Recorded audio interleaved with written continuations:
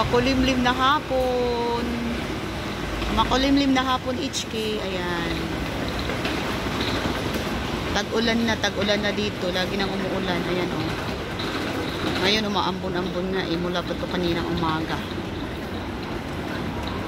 So, ayan lang. Ayan lang ang ating Friday. Ayan ang ating Friday, mga baby loves.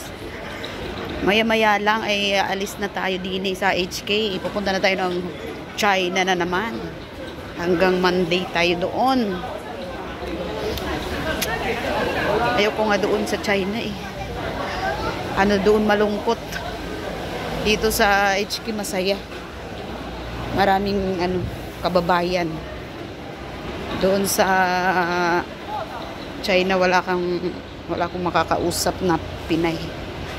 Puro mga Chekwa.